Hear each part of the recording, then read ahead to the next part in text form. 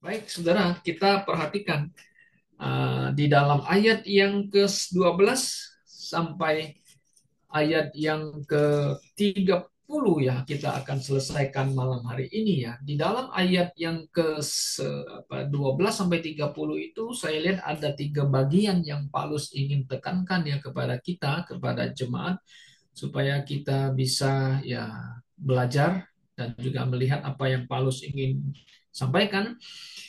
Nah, kalau kita lihat dibagi tiga ya. Yang pertama itu Paulus ingin menekankan nanti karena Paulus dipenjarakan itu yang membuat Injil Kristus ini bermaju atau berkembang, saudara ya.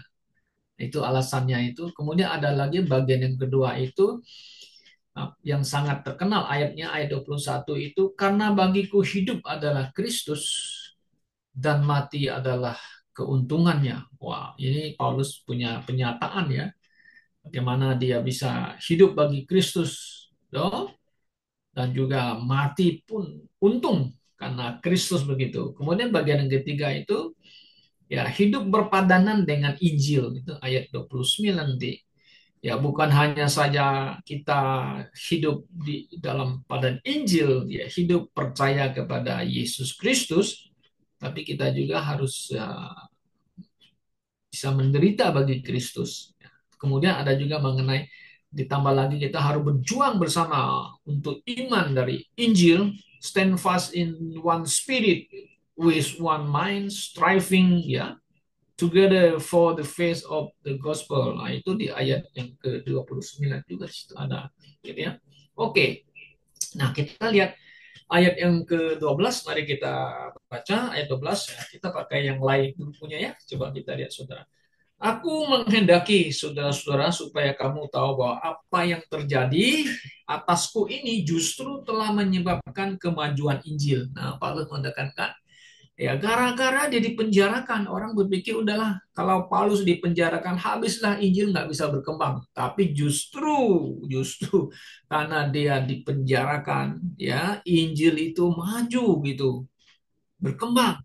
Orang bisa dengar Injil kan begitu. Nah, ayat 13 sehingga telah jelas bagi seluruh istana dan semua orang lain bahwa aku dipenjarakan karena Kristus. Wow. Nah, saudara, nah, Paulus ingin menekankan kepada jemaat di Filipi ya supaya mereka tahu itu bahwa karena dia dipenjarakan ini sangat jelas sehingga seluruh istana dan semua orang tahu bahwa aku dipenjara karena Kristus bukan karena buat kriminal, bukan karena buat jahat dia dipenjarakan, tapi karena Injil.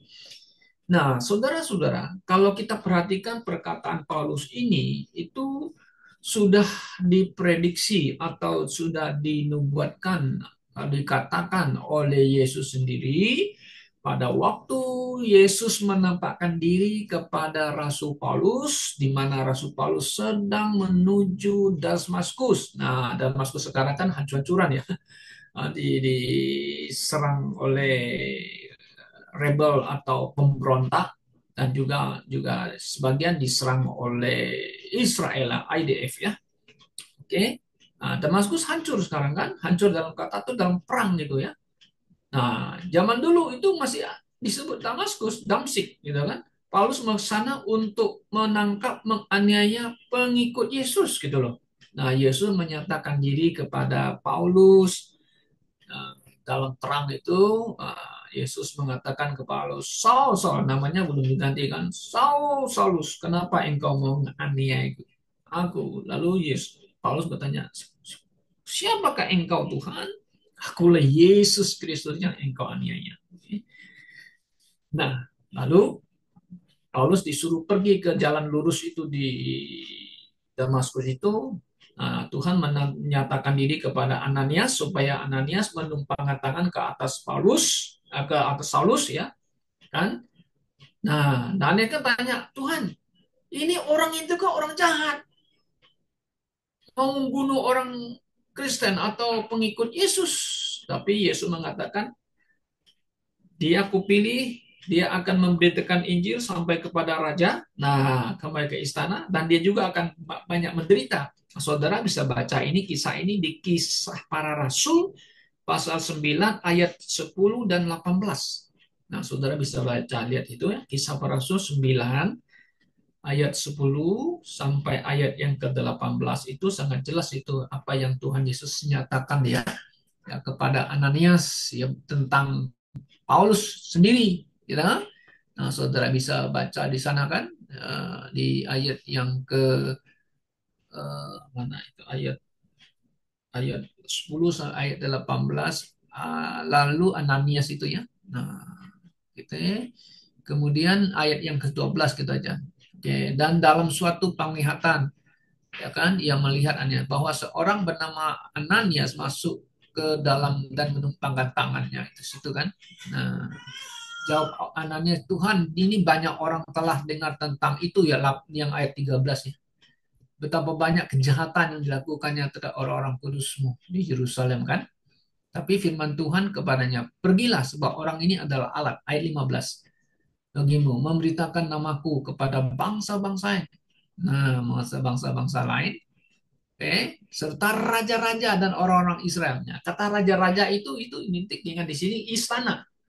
Ya raja tinggal di istana kan. Nah, kaisar tinggal di istana kan. Nah, makanya Paulus di sini mengatakan di dalam ayat yang ke-13, sehingga telah jelas bagi seluruh istana dan semua orang lain bahwa aku dipenjarakan karena Kristus. Nah, banyak menderita ya. Ini kalau kita lihat apa yang penyatakan Tuhan Yesus, Paulus tahu.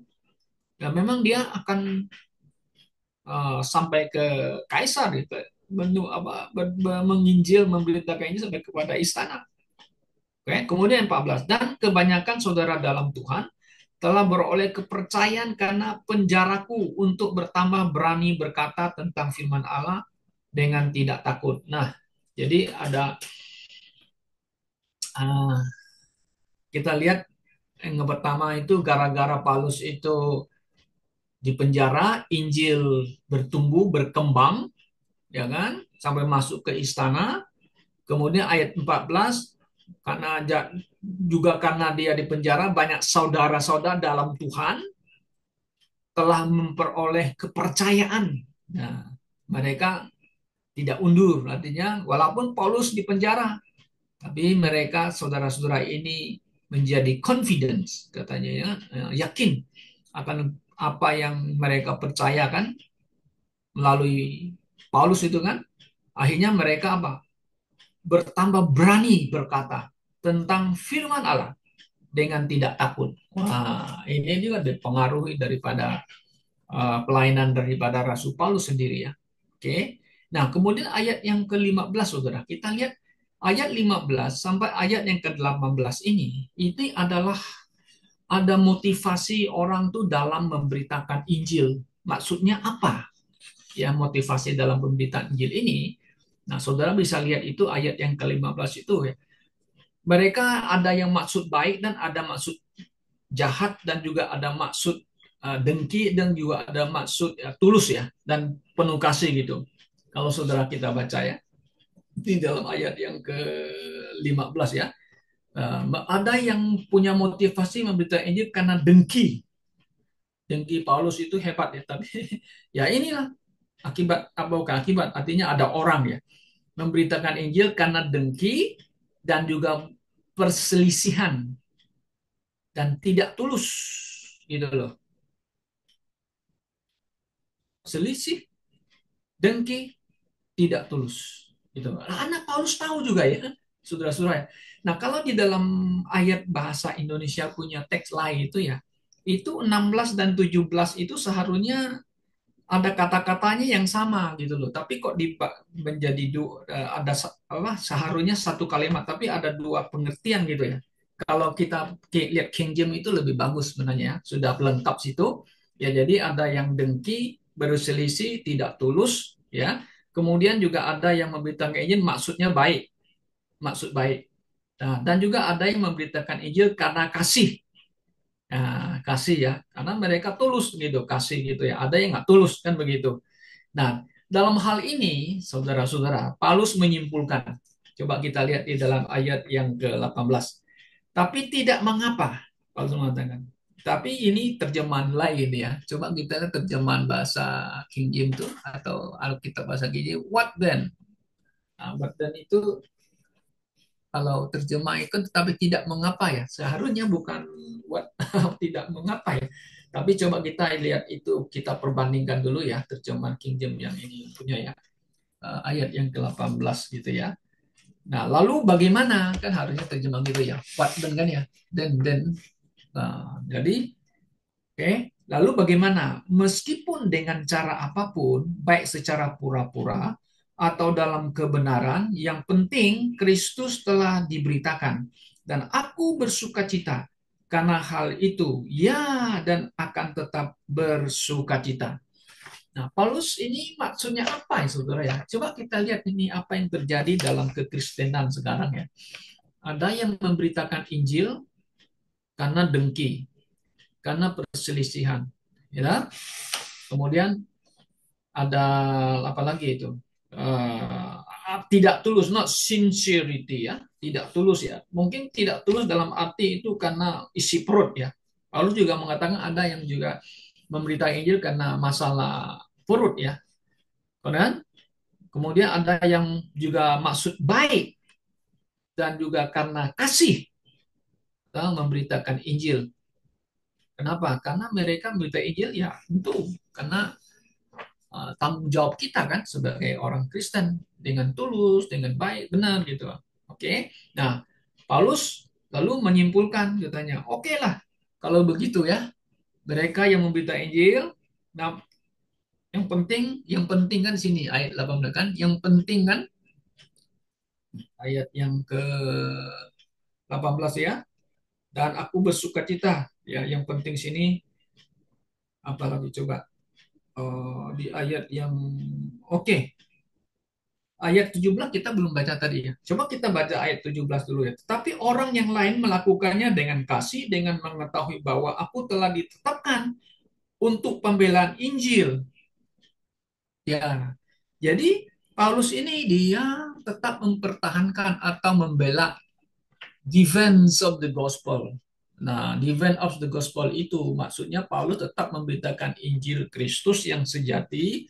Kenapa demikian, saudara? Kalau kita lihat di Galatia pasal 1 ayat 6 sampai 8 ya. Di sana kan disebutkan ada Injil lain ya. Ya terkutuklah orang yang menyampaikan Injil lain kan, Injil yang berbeda dengan Rasul Paulus kan. Sekalipun malaikat dan sebagainya kalau memberitakan Injil yang berbeda dengan Injil Paulus, wah dia akan dikutuk ya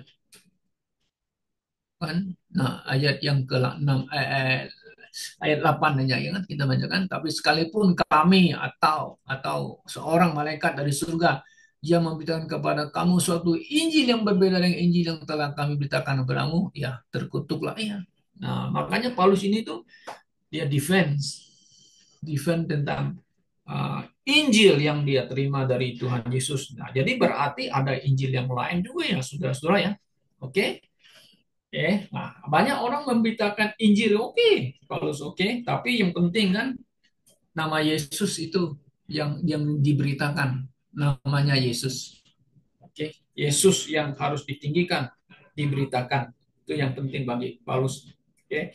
Nah, ayat 19. Sebab aku tahu bahwa ini akan mengarah kepada keselamatanku, ayat 19, melalui doamu dan melalui pertolongan dari Roh dari Yesus Kristus. Nah, Paulus juga mengharapkan doanya dari jemaat ya. Berdoa untuk Paulus. Nah, di sini ada kata my salvation, keselamatanku. Nah, keselamatanku di sini itu bukan keselamatan, maksudnya itu terhindar dari itu ya, maksudnya dibebaskan atau diselamatkan dari neraka ya. Enggak begitu ya. Di sini keselamatan tentu itu ada hubungannya dengan tubuhnya sendiri, ya kan? Ya, dia bisa nggak lewati masa masa susahnya itu dan sebagainya ya. Tapi di sini tidak jelas. Kesudahan semua ini ialah keselamatanku oleh doamu dan pertolongan Roh Yesus Kristus. Oke, ya akhirnya Paulus kalau kita lihat kemudian kan dia banyak menderita, akhirnya dia sampai ke Roma dan dia tidak dibebaskan ya, tidak dilepaskan maksudnya kan. Nah, akhirnya dia dipenggal kepalanya ya, Paulus itu ya. Karena demi Kristus Yesus Kristus ya, dia mati kan. Nah, coba kita lihat lagi ayat 20. Sesuai dengan kerinduanku yang sungguh-sungguh dan pengharapanku bahwa dalam segala hal aku tidak akan menjadi malu, tapi dengan segala keberanian seperti biasanya demikian juga sekarang Kristus akan diagungkan di dalam tubuhku, baik oleh hidup maupun oleh kematianku.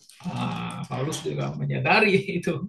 Ya, saudara ya, dia rindu sesuai dengan kerinduanku yang sungguh dan pengharapanku bahwa dalam segala hal aku tidak akan menjadi malu. Dia tidak malu karena di penjara, karena dia malu walaupun dia harus mati ya, ya melalui hidupnya, melalui mati oleh baik oleh hidup ataupun oleh kematian. Ya, oke. Jadi yang Paulus tekankan sini melalui tubuhnya lah dia bisa memuliakan Tuhan Yesus Kristus. Nah, ini ayat ini kalau kita bandingkan dengan 1 Korintus pasal 6, Paulus juga pernah mengatakannya kita ini telah ditebus ya oleh darah Yesus Kristus ya. 1 Korintus pasal 6 ayat yang ke 1 Korintus 6 ayat yang ke-20. Coba kita lihat. Oke, nah di sini ada Paulus mengatakan sebab kamu telah dibeli ya, dan harganya telah lunas dibayar loh, saudara. Coba kita yang telah percaya kepada Yesus kan, kita telah dibeli dan harganya telah lunas. Karena itu muliakanlah Allah dengan tubuhmu. Nah, di sini terjemahan lain sama Inggris King James agak beda ya. Nah, therefore glorify God in your body and in your spirit, kan? Which are God's. Kalau yang lain agak sedikit beda ya. Bagaimana kita bisa memuliakan Tuhan Yesus? Memuliakan Allah, ya tentu memuliakan Yesus kan. In our body, tubuh kita yang telah dibeli dan in your spirit, roh kita kan yang adalah milik Tuhan. Kita muliakan Tuhan. Nah, Paulus di sini ya akhirnya kan saudara bisa lihat kemudian akhirnya Paulus kan sendiri harus ya menderita dan mati ya dengan cara hina gitu, tapi dia tidak malu. Nah, maka ayat 21 muncul. Nah, ini ayat yang sering kita kutip ya, yang menjadi favorit kita ya. Sebab bagiku hidup adalah Kristus dan mati adalah keuntungan. Wah, saudara-saudaraku, berani nggak kita mengaplikasikan ayat ini dalam hidup kita ya? Seperti Rasul Paulus, bagiku hidup adalah Kristus dan mati adalah keuntungan. Nah, saudara, jadi kita ini kan telah ditebus ya, dibeli dan dibayar lunas lagi kan? Ya, makanya muliakanlah Tuhan dengan tubuh dan in your spirit. Ya, karena itu adalah miliknya Tuhan. Ya, saudara, kita harus seperti Paulus juga kan dalam hidup kita ini sebagai orang percaya. Mari kita dengan hidup kita, tubuh kita ini kita memuliakan Dia. Ya, karena bagiku hidup adalah Kristus dan mati adalah keuntungan. Oke. Nah, ayat 22. Tapi jika aku hidup di dalam daging, di sini aku menghasilkan buah dari pekerjaan pelayanan aku. Jadi mana yang harus aku pilih dan aku tidak tahu. Oke. Ya, sebab aku terjepit di antara keduanya ini, yaitu ingin sekali untuk pergi meninggalkan ini untuk bersama-sama dengan Kristus.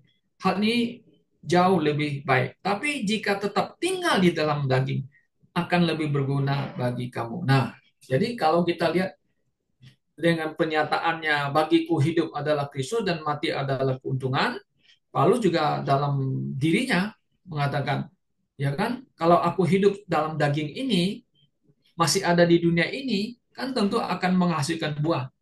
Menghasilkan buah artinya kan dia bisa menginjil dan membawa orang kepada Kristus dalam pelayanannya. Nah, mana yang harus dia pilih katanya? Sebab aku terjepit katanya keduanya. Ingin sekali pergi, dia ingin pergi. Ya, kalau gitu lebih baik aku pergi bersama Kristus. Aku mau bertemu sama Tuhan Yesus. Ya, nah? Kalau mau dia sendiri kan, keinginan dagingnya kan, aku lebih baik pergi aja tinggalkan semua ini yang susah-susah kan. Ya, aku mau bersama dengan Kristus kan lebih jauh, lebih baik. Saudara saya dalam pelayanan ini kadang-kadang aku pikir juga ya begini ya. Aduh kok susah melayani Tuhan ya, kan begitu ya. Kalau gitu lebih bagus pergi aja ya bersama Tuhan Yesus ya kan. Nah, tapi Paulus mengatakan hal ini lebih baik kan. Aku tinggal di dalam daging. Kenapa? Lebih berguna bagi kamu, berguna bagi jemaat Filipi, ya kan? Kita masih bisa melayani, ya, bisa melayani orang lain, membawa orang mengenal Kristus, gitu. Oke.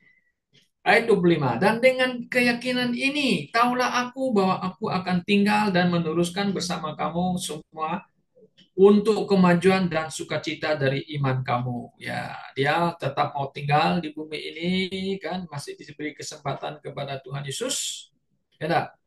Ya dia mau tinggal bersama dengan mereka, ya bersama dengan orang Filipi, ya dan bersekutu dengan orang Filipi kan. Kalau pelajaran yang kemarin kan kita lihat Paulus memuji mereka kan dari hari pertama persekutuan mereka dalam penginjilan ya, di mana jemaat Filipi mendukung Rasul Paulus dari sejak pertama sampai dia itu dipenjarakan.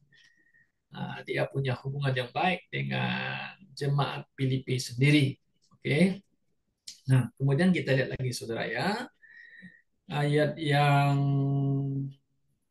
ayat 26, sehingga sukacitaku dapat semakin berlimpah di dalam Yesus Kristus untuk aku apabila aku datang kepadamu lagi. Ya ini kan kerinduannya supaya dia kalau sempat lagi bisa kunjungin mereka. Nah, ini kerinduan, keinginannya. Tapi apa yang terjadi selanjutnya? Mungkin dia tidak ada kesempatan lagi ya kunjung karena dia akan berada di Roma, ya, dipenjarakan di sana kan. Nah, karena itu dia mengatakan menasihati orang-orang Filipi, ya saudara. Mari kita lihat ayat 27. Hanya hendaklah hidupmu sepadan dengan Injil Kristus, supaya baik waktu aku datang dan melihat kamu, ataupun aku tidak hadir, aku dapat mendengar akan perihal kamu, bahwa kamu berdiri teguh dalam satu roh, dengan satu pikiran, berjuang bersama untuk iman dari Injil. Nah, ini Paulus ini menasihati ya kepada mereka ya. You harus hidupmu sepadan dengan Injil. Kalau hidup sepadan dengan Injil itu maksudnya apa ya? Ya sesuai dengan apa yang diajarkan melalui pemberitaan Injil dari Rasul Paulus. No? Mereka harus ikut ya, mengikuti ajaran Paulus, mengikuti Injil Yesus Kristus sepadan gitu ya. Kalau bahasa King James conversation di situ ya dikatakan ya. Ayat yang ke-27 ya. Oh, conversation BS is become also gospel. Oke, oke. Kalau di sini terima hidupmu sepadan dengan Injil. Nah, sekarang pertanyaannya, saudara. Zaman sekarang kita lihat kekristenan yang sudah banyak terjadi perubahan, kekacauan dalam doktrinal, ya kan, di dalam pemberitaan Injil. Nah, apakah mereka sekarang hidupnya sepadan dengan Injil nggak? Injil yang diberitakan Paulus atau Injil Yesus Kristus. Ini perlu dipertanyakan ya. Nah, kita sebagai gereja Bible Believers Church, kita senantiasa berusaha berjuang supaya kita berada dalam sepadan dengan Injil yang Paulus sampaikan, yang ajarkan. Ya, kita mau di dalam the right track hidup kita, ya kan? Kalau tidak sepadan dengan Injil, pertanyaannya lagi, bah, ini gimana? Anda bisa menuju ke surga atau Anda akan masuk ke dalam penderitaan karena tidak sepadan dengan Injil Kristus. Karena ada Injil lain kan, kalau seperti yang di Galatia yang tadi kita baca. Nah, ada satu kalimat yang Paulus ingin tekankan di sini kepada jemaat Filipi. Oke? Dia mengatakan, kalau aku hadir, aku tahu. Kalau aku tidak hadir, aku juga tahu keadaan kamu ya. Bagaimana? Nah, di sini ada ayat yang ada kalimat, ataupun waktu aku tidak hadir, aku dapat mendengar akan perihal kamu bahwa kamu berdiri teguh. Wah, dia mau supaya Filipi berdiri teguh dalam satu roh. Nah, saudaraku, local church, kita perlu berdiri dalam satu roh. Satu roh itu maksudnya apa? Kita punya satu roh itu spirit ya. Spirit satu pemahaman, satu pengajaran. Ya, kan satu spirit itu. Nah, dengan satu pikiran, pikiran berjuang bersama untuk iman dari Injil. Ah, ini nggak gampang, ya kan? Nah, kalau satu gereja besar, saudara, kalau kita lihat bagaimana mereka bisa satu spirit, satu pikiran berjuang bersama untuk iman dari Injil ya. Nah, kadang-kadang para hamba Tuhan yang sekolah teologinya beda-beda melayani satu jemaat seperti saya dulu. Saya kadang-kadang bingung. Dia aminim, saya primil. Ya gimana bisa berjuang ya? Ya kan? Satu percaya 1.000 tahun, yang satu tidak percaya 1.000 tahun. Yang satu mengatakan tribulasi sudah terjadi pada zamannya waktu baik apa baik suci roboh, orang Israel banyak menderita, itu sudah menggenapi itu tribulasi katanya. Wah, kita bilang gimana ya? Yang lain kan, oh nah, tribulasi itu future, orang Israel akan mengalami tribulasi. Nah, satu gereja sulit ya untuk punya satu apa yang Paulus ingin katanya, dan berdiri teguh dalam satu roh dengan satu pikiran berjuang bersama untuk iman dari Injil. Nah, kita bersyukur kita kecil, tapi kita punya satu pikiran atau satu spirit dan satu pikirannya. Kita mau supaya Injil Yesus Kristus yang diberitakan Paulus itu yang harus kita pegang teguh dan kita perjuangkan dan memberitakan Injil yang sejati. Gitu? Nah, Paulus juga mengatakan begini nah sini, ayat 28, dan tidak menjadi takut. Nah, kalau kita bersatu bersatu dalam satu roh, satu pikiran, berjuang iman, jangan menjadi takut kepada lawan-lawanmu dalam hal apapun, di mana bagi mereka itu menjadi suatu bukti dari kedurhakaan. Tapi bagi kamu itu adalah keselamatan. Oh ya, karena kita memberitakan Injil, Injil yang membawa keselamatan. Bukan Injil kemakmuran ya, beda. Injil kita, Injil yang sejati yang kita perjuangkan, bawa keselamatan, kan? Dan itu berasal dari Allah. Oh yes, kita mengatakan itu yang bersaudara. Nah, ayat 9, sebab kepada kamu telah dikaruniakan karena Kristus bukan hanya untuk percaya kepadanya, tapi juga untuk menderita deminya. Ah, di sini Paulus mengatakan, you diberikan karunia untuk percaya juga loh. Kita mendapatkan, kita diselamatkan karena kasih karunia kan. Kita diberikan itu kan. Itu the gift of God. Efesus 2:8 sangat jelas bukan karena usaha ya. Oke, kita sudah mendapatkan kasih karunia itu, tapi juga kamu juga harus untuk ke apa? Tetapi juga untuk menderita demi dia. Ini nggak gampang. Ya, kita juga harus siap sedia, no? Menderita bagi Kristus jika kita diizinkan untuk melewati masa-masa susah seperti Rasul Paulus sendiri. Oke. Nah, ayat 30 penuh. Dengan mengalami perjuangan yang sama seperti yang telah kamu lihat yang terjadi kepadaku dan sekarang yang kamu dengar masih terjadi kepadaku. Saudaraku, Paulus ini dari penjara itu tulis surat itu ya. Dia masih ada dalam penjara. Ya, mereka tahu keadaannya. Tetapi apa yang terjadi dengan Paulus, tetap berjuang kan dengan mengalami perjuangan yang sama seperti yang telah kamu lihat yang terjadi kepadaku dan sekarang yang kamu dengar masih terjadi kepadaku. Ini sebelum dia mati kan, dia tetap berjuang karena iman, berjuang apa, Injil Injil yang menyelamatkan kepada kita gitu. Saudara, kiranya pelajaran malam ini boleh mengingatkan kita kembali ya sebagai orang percaya dan juga sebagai local church Ya, kita harus bersatu dalam roh, dalam satu pikiran, berjuang iman Injil yang benar, ya, supaya kita bisa memberitakan Injil keselamatan kepada orang, supaya mereka diselamatkan. Kiranya Tuhan memberkati kita semuanya. Amin.